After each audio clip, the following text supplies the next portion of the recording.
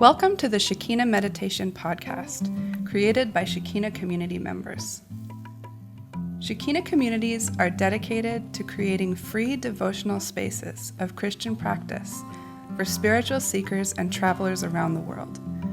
We post Christ-centered guided meditation each week to help you in your personal or small group practice.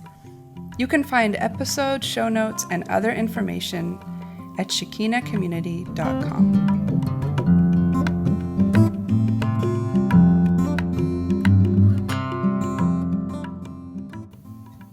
Hello, this is Ro. And this is Ray. This is week 43 of the podcast. It's Thursday, the 25th of July as we record this. And we're sitting with the world's cutest, nearly 12-year-old as we record.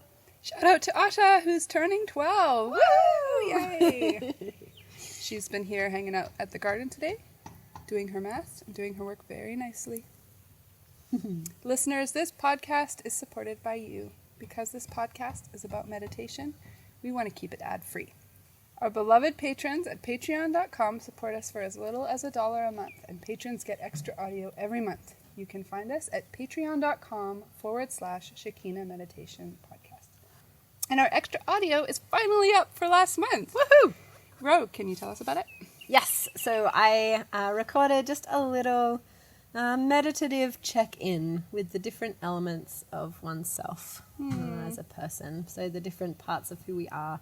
So it's, just a little practice that I came up with a few weeks ago for our retreat, and just thought it would be a good practice to share with you guys.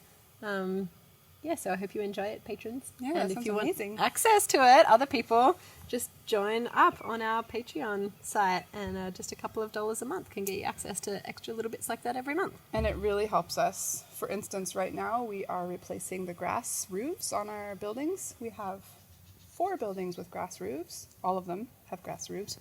And they're beautiful, beautiful and simple, but every few years we have to replace them because they get really worn away and there's little tiny bits and there's holes and the rain comes in and falls on our stuff. So one thing that your patronage is supporting is replacing roofs, and that is huge for us. Yeah. Thank you. Thank you so much, patrons. For literally keeping a roof over our heads. That's right. You're the best, patrons. You guys, you're like a strong wall made of earth, like the very one we are leaning upon. We are leaning against a strong wall like you right now, made of earth. It smells good. It's warm colored. It's reliable and beautiful. And earthy. That's what you're like, patrons. You're like that. Tell me what you've been up to this week, Ray. Well, I have been doing all of the normal things. We had community lunch. We had a singing circle on Monday. We had Bible circle on Tuesday. And we said goodbye to our new German friends that have been with us for 7 weeks. Yep. That was a bit sad, but also beautiful to have new friends in the world. I've been arranging workers for the roofs and electric stuff and all the little details and homeschooling and everything. All the normal stuff. Nice. What about you, Ro? On Tuesday, I guided a movement meditation here at the garden with Laura. We collaborated. So I guided some folks who came along into movement and dance and meditation on some scripture. But Laura wrote some songs for us and performed the whole time. Wow. Like, not performed, but like played music and Yeah. accompanied the meditation. And was just really intuitive and amazing at improvising some beautiful music for us to move to. Wow. And she wrote these pieces that were so gorgeous for just meditating on the exact verses that we had, like it's nice to pick songs that have some words maybe if you're making a playlist, but having a live musician who has made songs for that meditation, it couldn't be more perfect.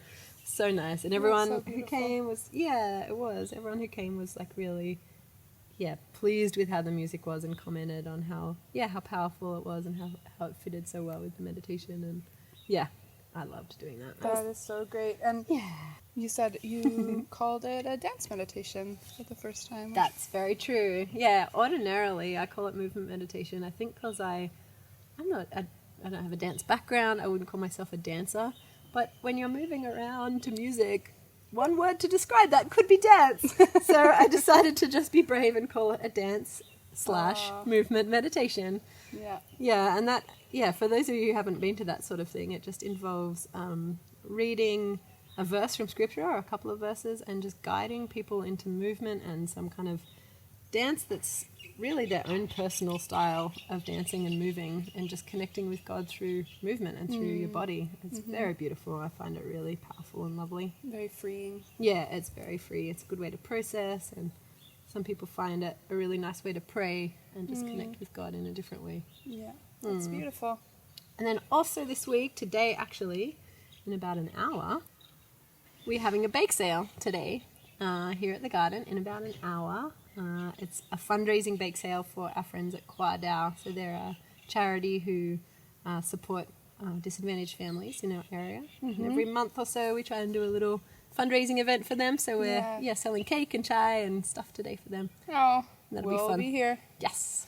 I will definitely bring Leafy. He will be very upset to miss it. This is what I know from the last time. Yeah. Yeah, I love how a lot of the kids in our communities do save up all their allowance and then come and splurge it once a month. It's true. They really do. It's really lovely. Today's episode is a narrative meditation on the story of the woman at the well in John 4. It's written and guided by Naomi and recorded at Shekina Garden in Thailand. So this kind of meditation is more of a story element that you can really sort of sink into. Naomi uses a lot of creative freedom with filling out all the details and the blanks in between the phrases of the story in the Bible in order to bring it in kind of a new light.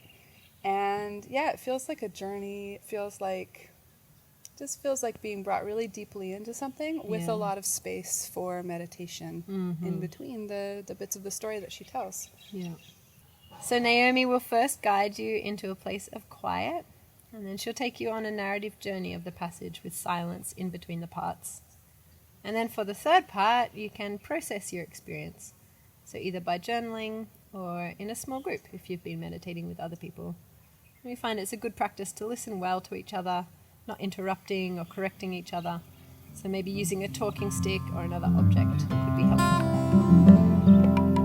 Let's begin.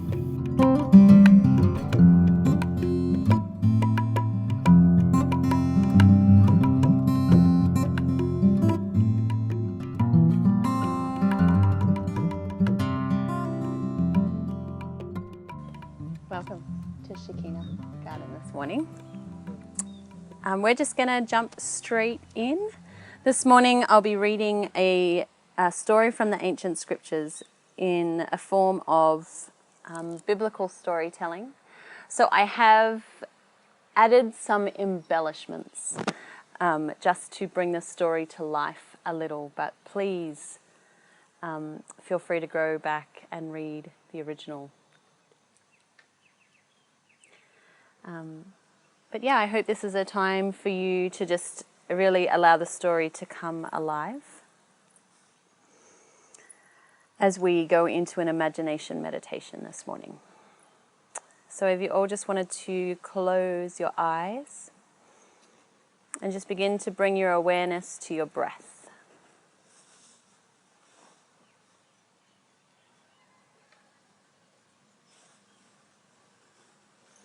Beginning to feel the breath within you. Drawing it in through your nostrils, filling up the whole body with air.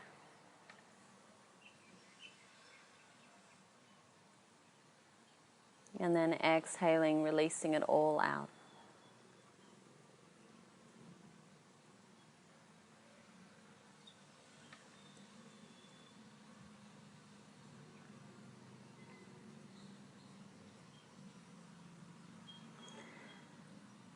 And then begin to feel the air outside you. Maybe it's a breeze on your skin. Maybe there's stillness wherever you are. But just noticing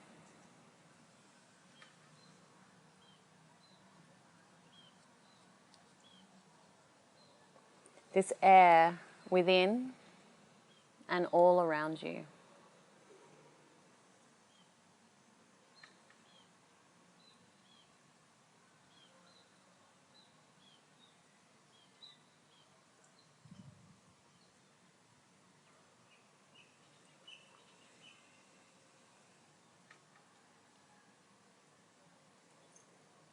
Begin to bring your awareness to your body this morning. Are there any aches and pains? Any stiffness?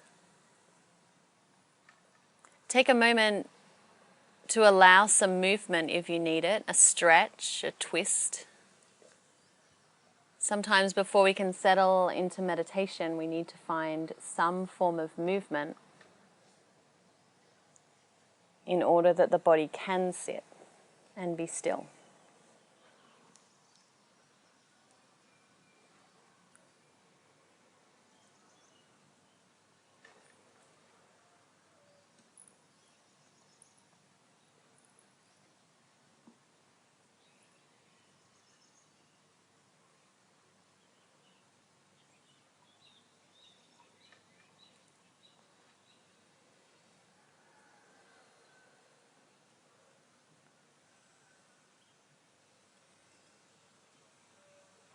If throughout the meditation you need to continue to find some movement or a stretch, please take the freedom and the grace to do so. This whole practice is about grace, not about how still we can be or how focused we can be, because it's a practice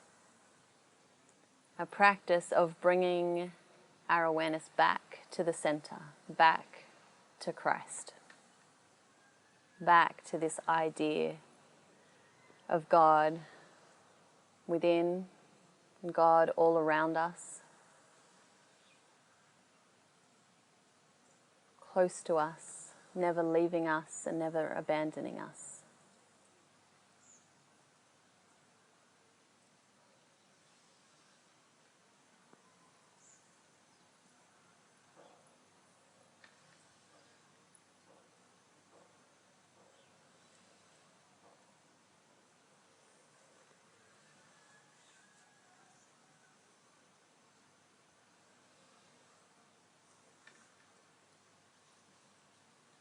Begin to hear the sounds all around us.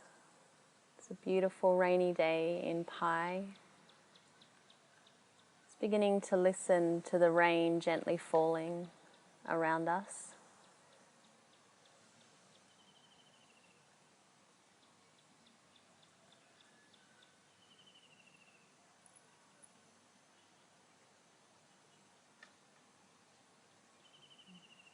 Taking notice of sounds close by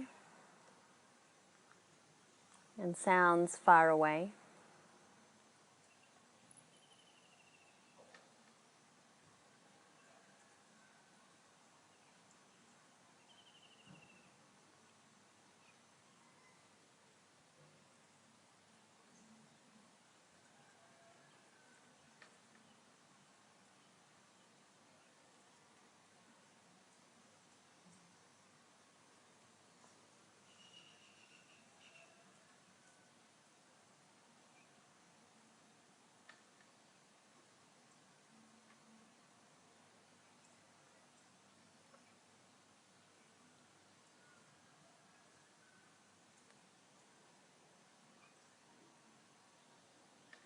Sounds around us can distract us from meditation, or sounds around us can be like a signpost, a wake up to realize that we have gone off on our own thoughts and to lead us back towards the meditation.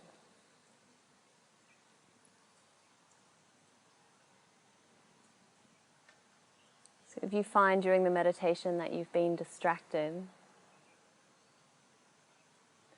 just check in again with these sounds around you.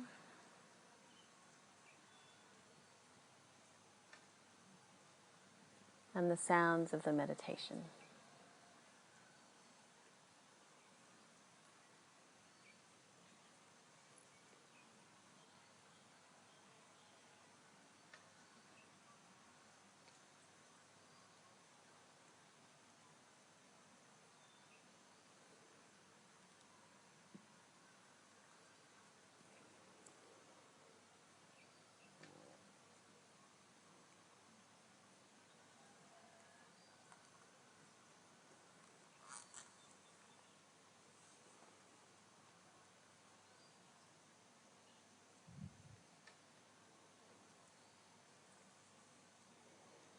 Just going to give us some context before we go deeper into the meditation, some context around this story today.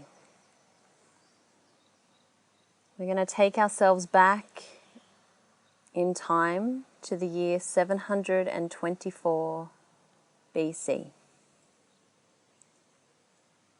to northern Israel, the capital of Samaria. To the south of Samaria lies the land of Judah with its capital city of Jerusalem, and 50 kilometers separates these two cities.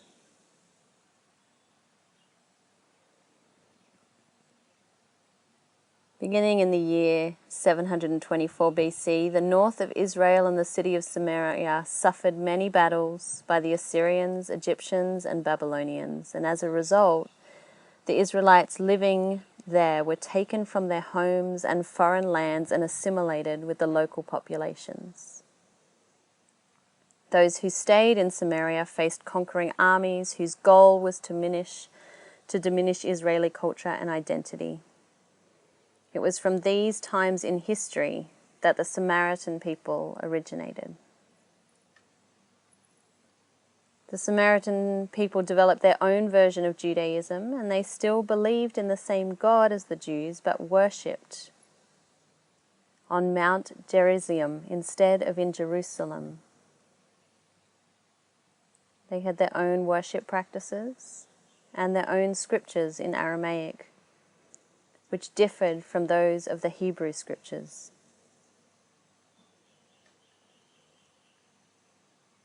In 128 BC, the Jewish people from the south invaded and burned their temple to the ground.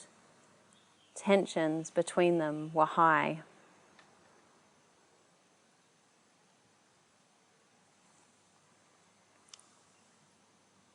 Most Jews regarded the Samaritans as ignorant, superstitious, outside of God's favor or consideration.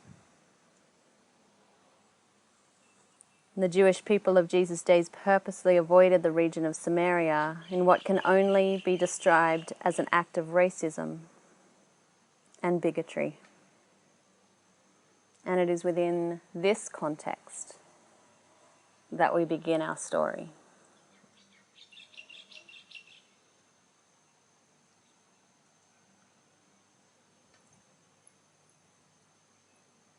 Let's take a moment to consider what would it be like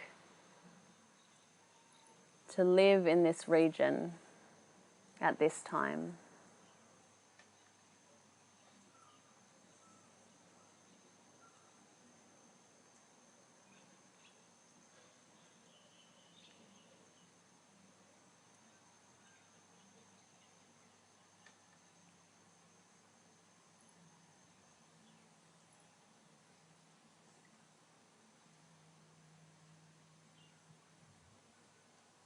Take a deep inhale, fill the whole body with air, maybe take one last big stretch.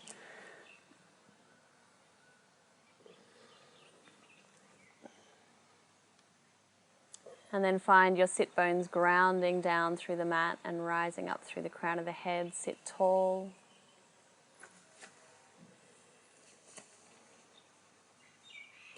And then allow your breath to settle into a steady rhythm. Deep, calm and controlled.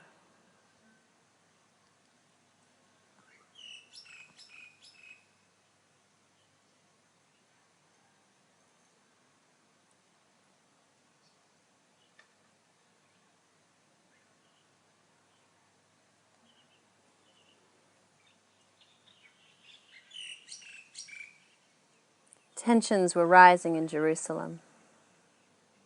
The religious and political leaders of the time were watching Jesus and his followers carefully. They were attempting to cause division with those who devoted themselves to him. Jesus gathered his closest friends around him, the 12, and they made a decision to withdraw for a few days to Galilee to a retreat.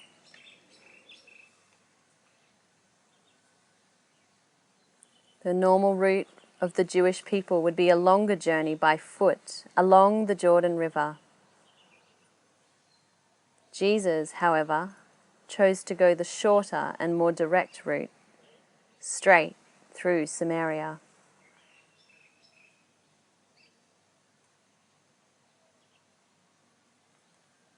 Jesus' friends were horrified by this idea and began to question Jesus. Why through Samaria? Why through a city of half-breed, evil people? Why through a city of people who hated them?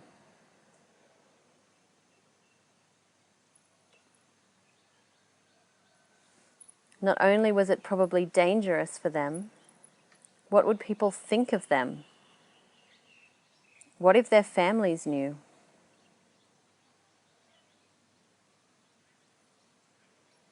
With the weight of doubt, fear, hatred, and even resentment on their shoulders, the disciples and Jesus began their journey along the dusty roads out of Jerusalem and into the land of Samaria.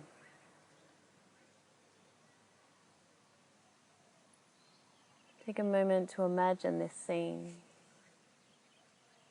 activating the senses. What do you see?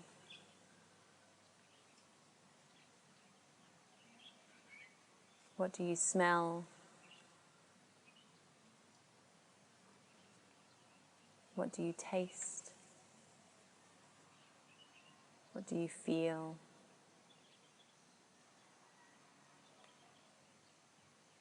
What do you hear?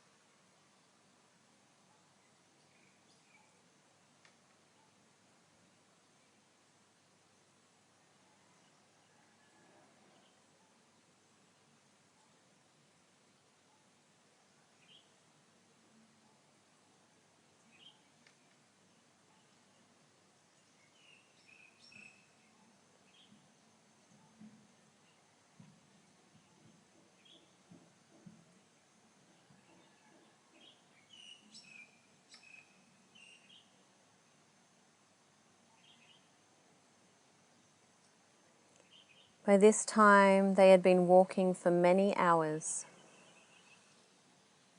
The sun was high in the sky, beating down on them. They were running out of water and their bellies began to grumble. Their heads became light and they needed a break. Up ahead, they saw a small Samaritan village.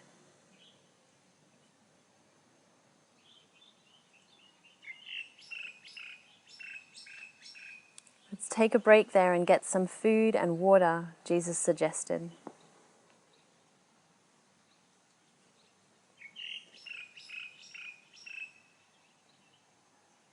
The disciples looked at each other. There? They questioned, looking ahead straight into enemy territory. This was crazy.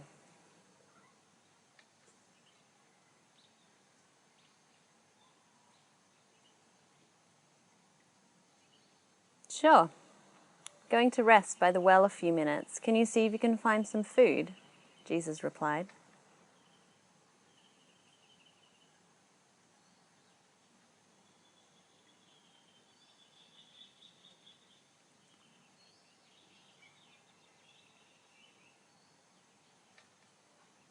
What?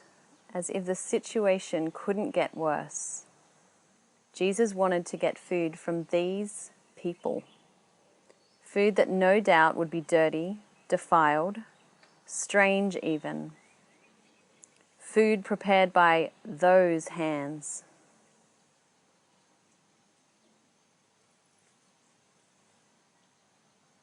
Reluctantly, the disciples continued into the town of Sychar to find food, as Jesus took a seat at the ancient well, called Jacob's Well. A beautiful, large and strong fig tree shaded the well, and Jesus sat, savoring the shade and the breeze from this beautiful tree. His mouth thirsted for water, but he had nothing to draw water with.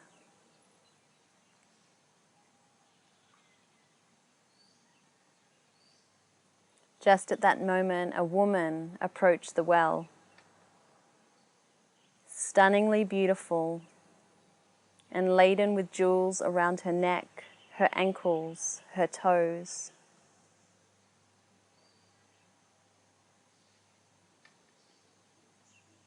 She wore a vibrant red dress with a white scarf wrapped around her head.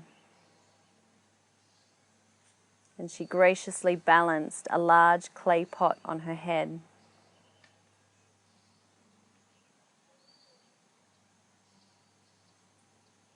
As she drew nearer to the well, her stunning eyes, lined with black kajal, met those of Jesus.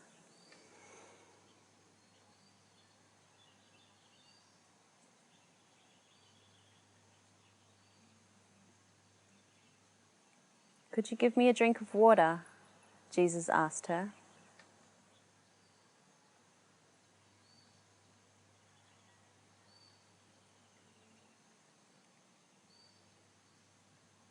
The woman, taken aback, placed her pot down beside the well and lifted her scarf further around her head, bringing it down over her eyes.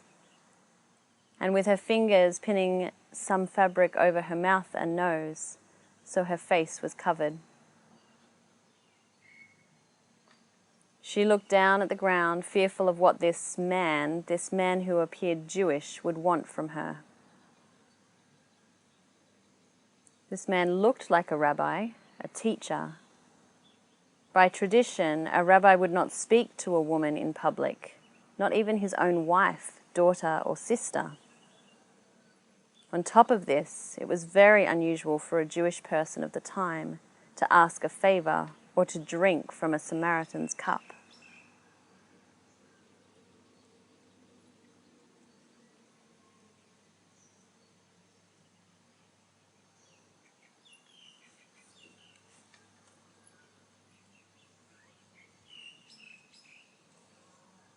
What do you see?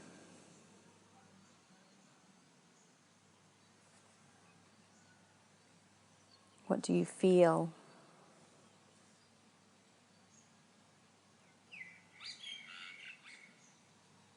What do you hear?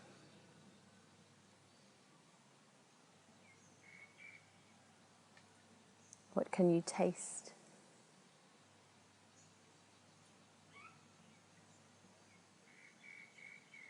What can you smell?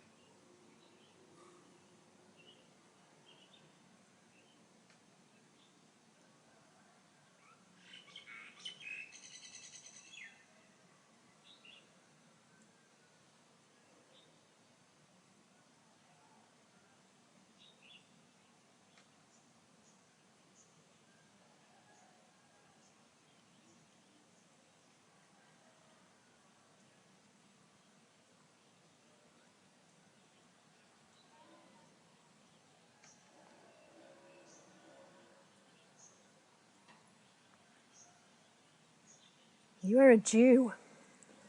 I am a Samaritan and a woman. Why are you asking me for a drink? Jesus looked at her once again with safe, kind eyes, his gaze not turning away from her for even a second. Dear one, if only you knew the gift God has for you and who you are speaking to right now,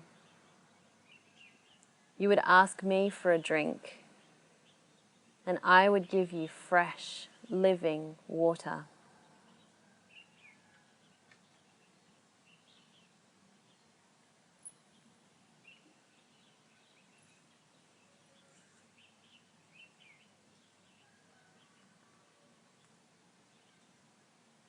Her defences up, the woman replied, "Sir, you don't even have a pot or a rope to draw with, and this well is so deep. So how are you going to get this living water? And are you saying that you are better and can offer better water than this ancient well? This sacred well that our ancestor Jacob, his sons, and his livestock built and enjoyed?"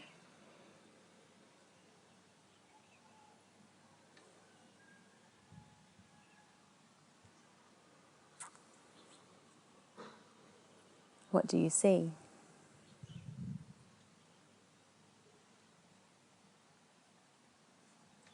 What do you feel?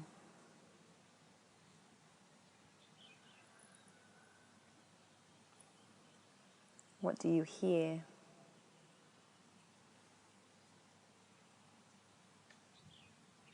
What can you taste? What can you smell?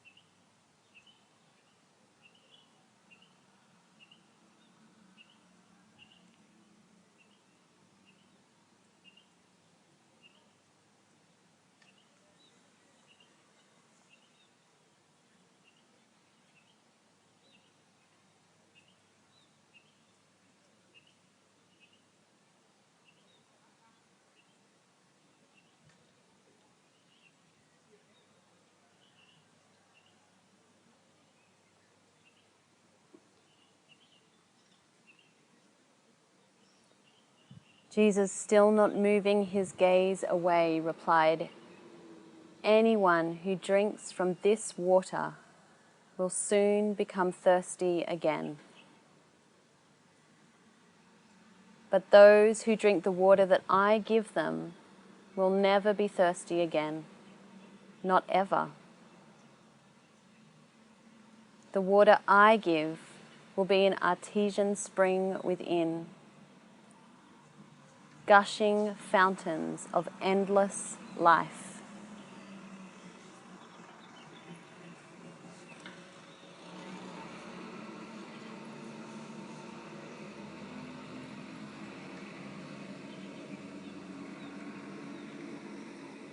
Anyone who drinks from this water will soon become thirsty again.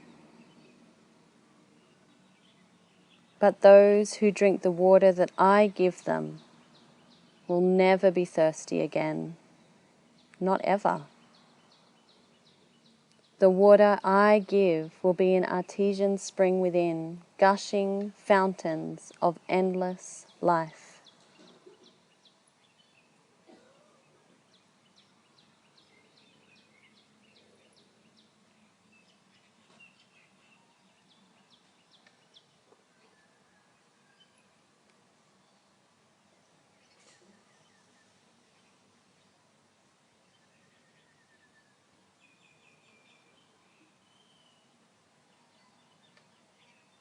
What do you feel? What do you hear? What can you taste?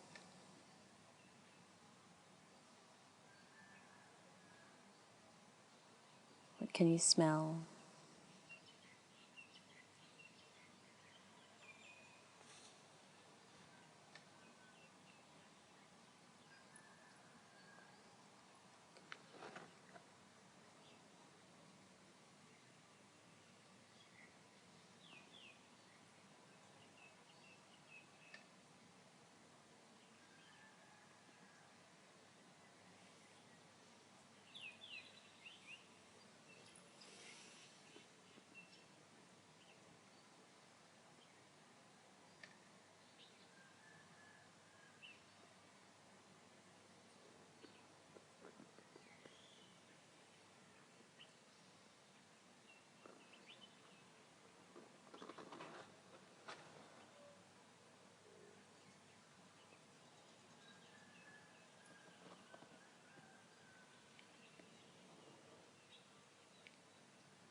The woman began to relax a little.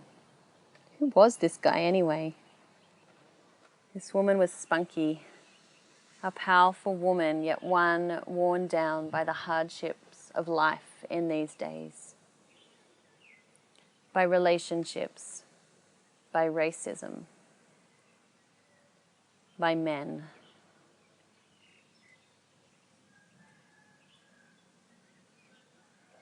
With a smirk on her face, she answered sarcastically, "Sir, give me this water so I won't ever get thirsty again, and I won't ever have to come back to this stinking well."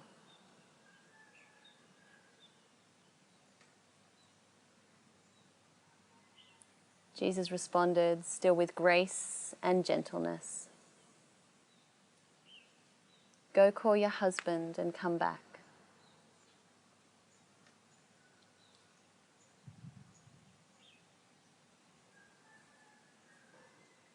With a hardened heart, she spat out with great pain, "I have no husband." Her status as an unmarried woman, a divorcee, a widow, had rendered her cursed in this land. In her defensiveness, she was laying her heart bare before Jesus, waiting for the condemnation to come spewing forth right at her.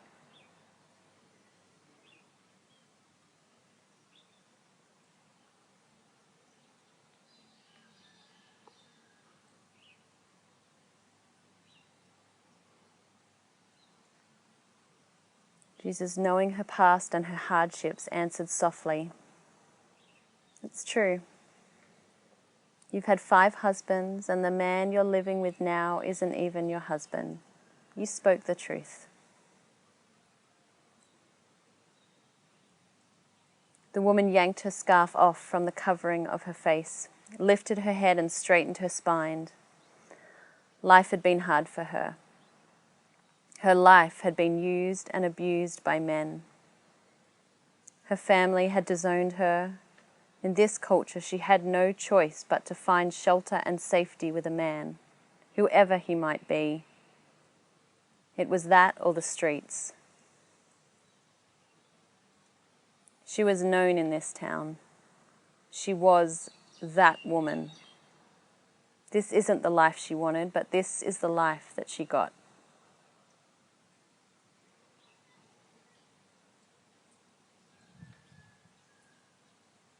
Defensively and with daggers in her eyes, she shot back at Jesus. "Oh, so now you're a prophet," she said, rolling her eyes. "Well, tell me this then. Our ancestors worship God on this mountain, but you Jews insist you can only worship in Jerusalem, right?"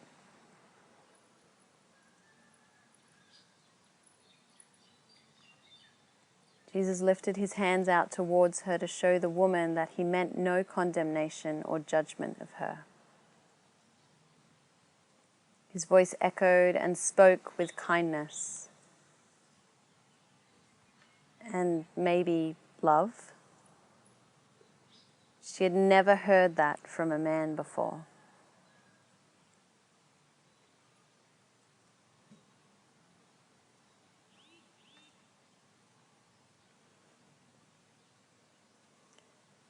Dear one, there is a time coming when the Samaritans will worship the divine neither on this mountain nor in Jerusalem. Your spirituality is one of the unknown, whereas that of the Jews is known, plain and clear. A time is coming, indeed it is now here, where your race, the color of your skin, your gender will not matter. And the time has come when where you worship, whether in Jerusalem or on this mountain, will hold no weight. The divine is everywhere.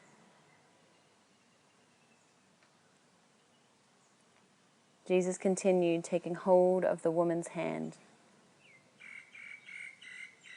It's who you are and how you live that count before God. The spirit of your worship and devotion must be the pursuit of truth. Those are the kind of people that the divine seeks. Those who are simply honest, open, and raw with themselves before Him.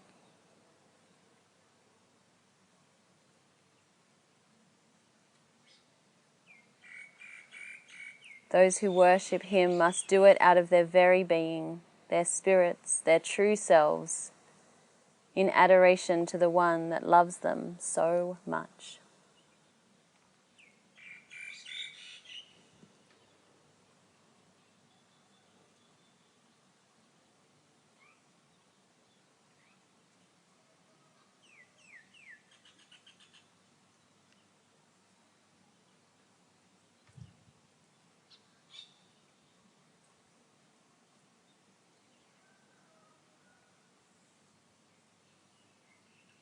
What do you hear? What do you see?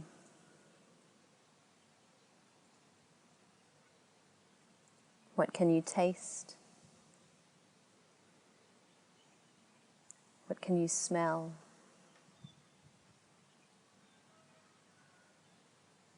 What do you feel?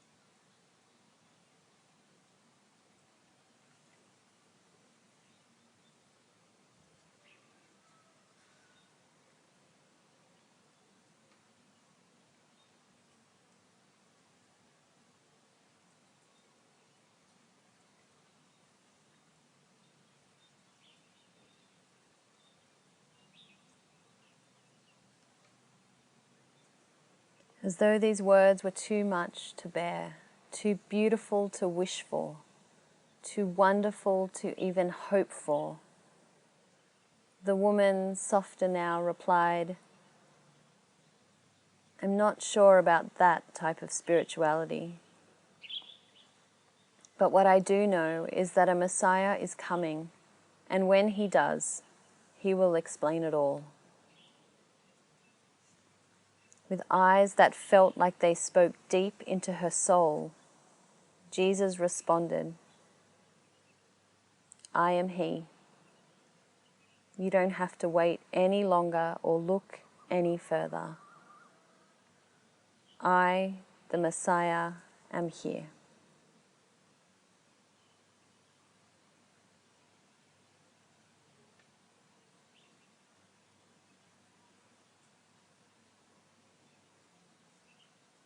The woman felt as though her heart was unraveling. Could a relationship with the divine really just be honestly coming before God with an open heart? With adoration and just worship? Without all the guilt and all the shame of the past? Could she come before God as a woman?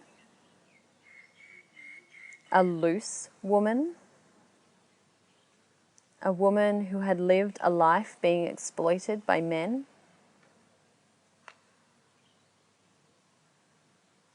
If this man who was who he said he was, then the answer had to be yes. Because she was standing right in front of him. He knew her past. He knew what she had been through, and he didn't judge her. He didn't turn his eyes away from her. He looked deep into her soul. He respected her when no man had ever shown her respect. And he gave her hope that she wasn't an object, that she wasn't a half-breed, that she wasn't defined by her race, but instead by her heart. Was he the Messiah? The one sent by God to make all things right?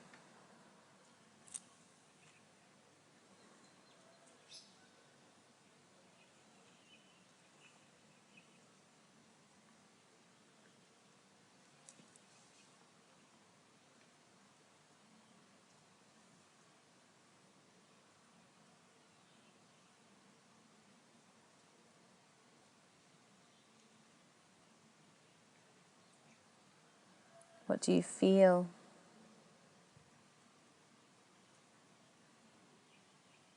What do you see?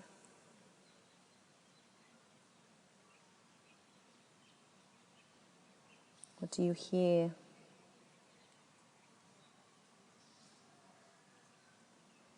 do you smell? What can you taste?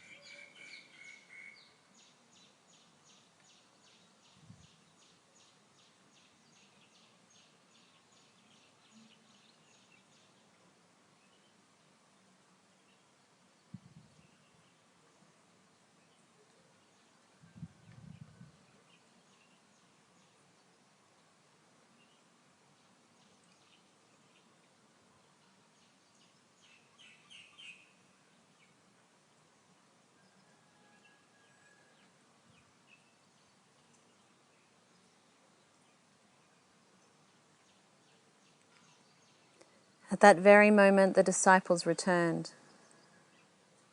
They looked at Jesus, then at the woman. Their mouths hung open. Their faces turned to disgust. What the heck, Jesus? Not only are we in this town of dirty half-breeds, you're talking to a woman, and not only one of their women, but one who is clearly not an upstanding citizen, but a defiled woman.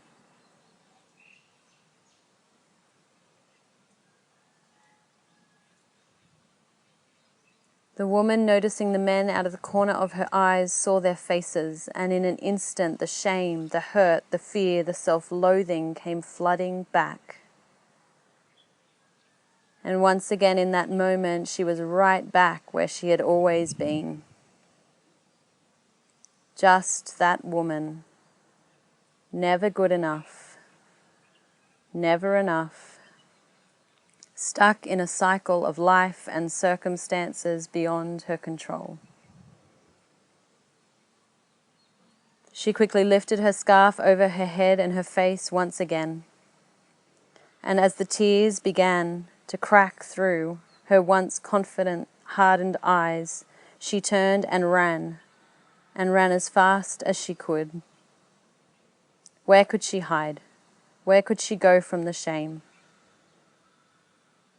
She found a tree in the distance and sat shaking beneath it, weeping uncontrollably. Hope lost is crushing.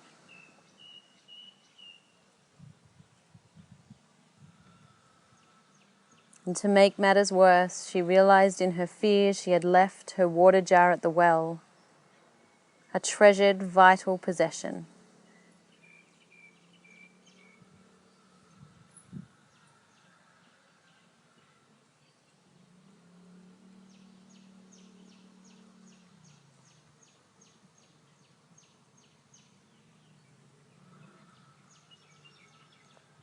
As her heart calmed and her breathing returned to normal, the woman wiped the tears from her eyes as she began to recount what had happened that afternoon. Her soul knew the truth. She knew deep in her heart that it was him, that he was the Messiah. But her head would not allow it. Too much pain, too much brokenness from the past. How could she let down the wall she had put up?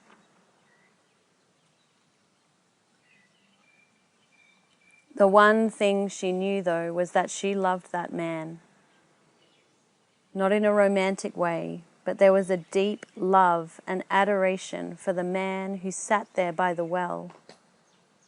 And regardless of her gender, her social status, her race, she spoke to her like a precious daughter, a sister.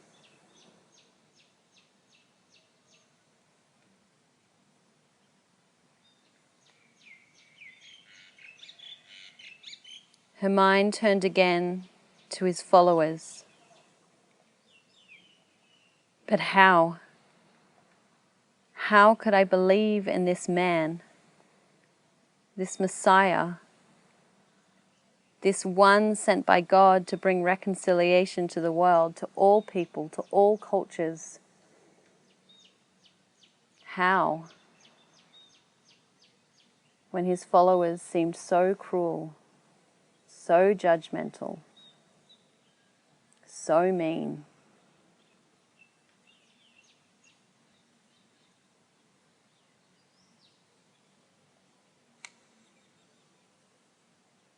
In a moment of clarity, her heart softened.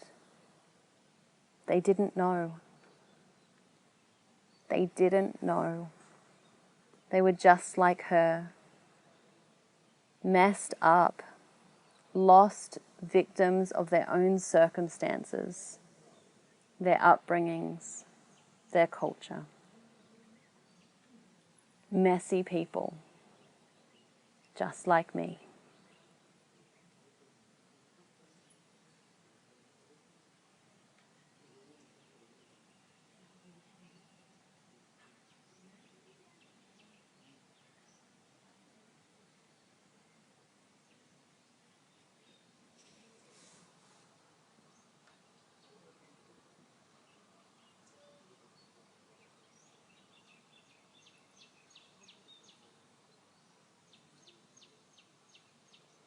What can you hear?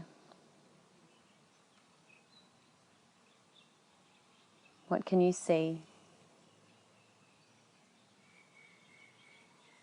What can you feel? What can you taste? What can you smell?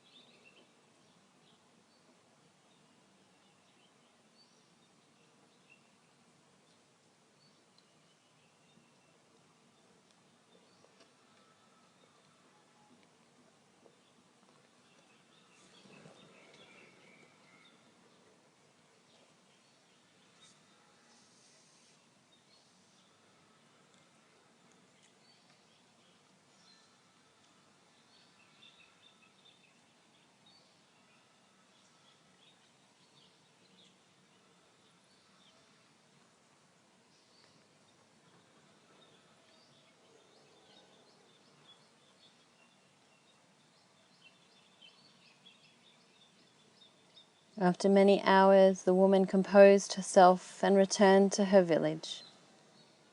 Her heart could not contain it.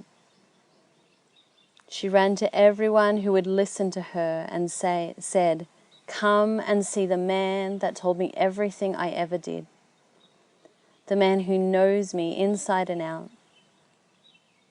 Could he possibly be the Messiah?" And the people came streaming out from their villages to see him for themselves.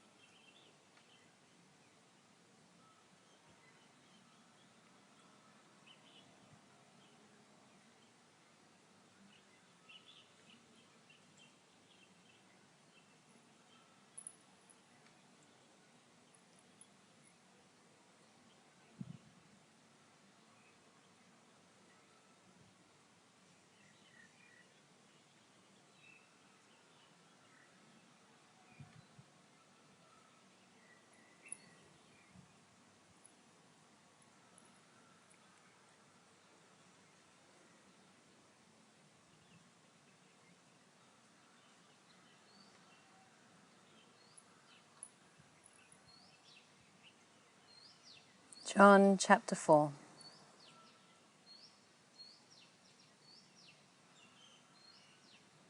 He had to go through Samaria on the way. Eventually he came to the Samaritan village of Sychar, near the field that Jacob gave to his son Joseph. Jacob's well was there, and Jesus, tired from the long walk, sat wearily beside the well about noontime. Soon a Samaritan woman came to draw water, and Jesus said to her, "Please give me a drink."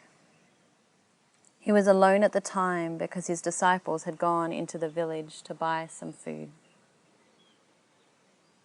The woman was surprised, for Jews refused to have anything to do with Samaritans.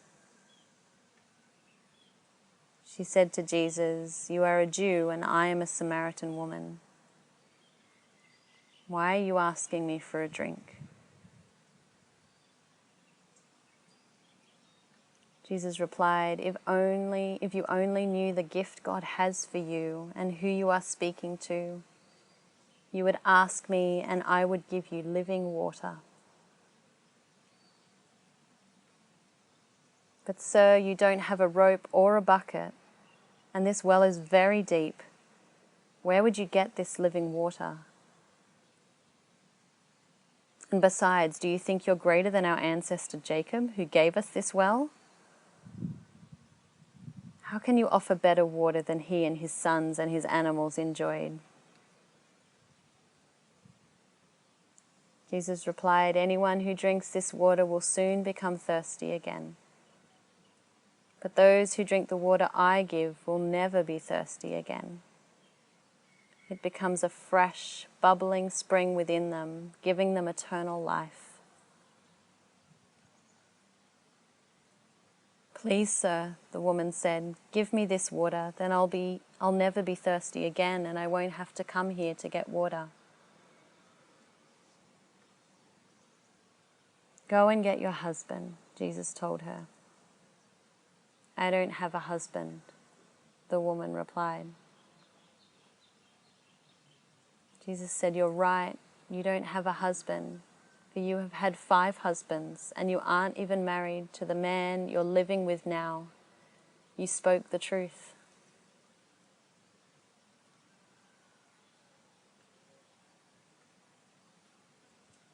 "Sir," the woman said, "you must be a prophet. So tell me, why is it that you Jews insist that Jerusalem is the only place to worship, while we Samaritans claim it is here, at Mount Gerizim, where our ancestors worshipped?" Jesus replied, "Believe me, dear woman, the time is coming when it will no longer matter whether you worship the Father on this mountain or in Jerusalem. You Samaritans know very little about the one you worship, while we Jews know all about him, for salvation comes through the Jews. But the time is coming, indeed it is here now, when true worshippers will worship the Father in spirit and in truth. The Father is looking for those who will worship him in that way. For God is spirit, so those who worship him must worship in spirit and in truth."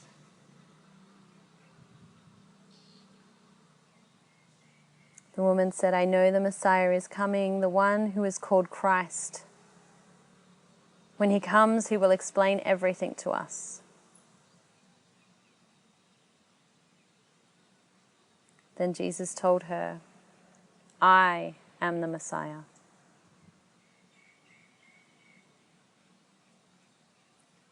Just then his disciples came back, and they were shocked to find him talking to a woman, but none of them had the nerve to ask, "What do you want with her?" or "Why are you talking to her?" The woman left her water jar beside the well and ran back to the village, telling everyone, "Come and see a man who told me everything I ever did."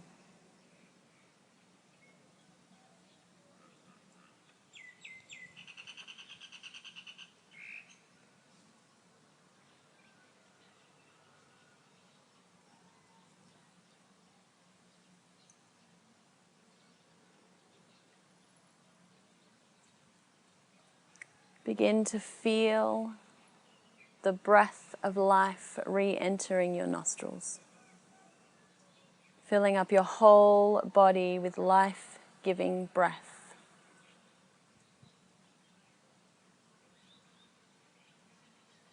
Maybe it has a subtle smell. Exhaling out the mouth. Maybe it has a subtle taste.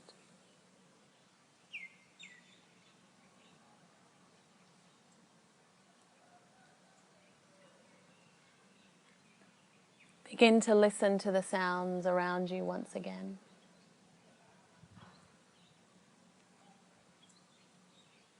Zooming in on sounds far away and sounds close by.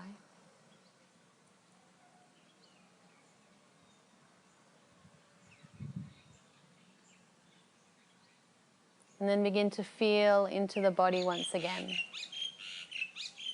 Maybe wriggling fingers and toes. Maybe having a stretch. Feeling muscles stretch and contract and expand.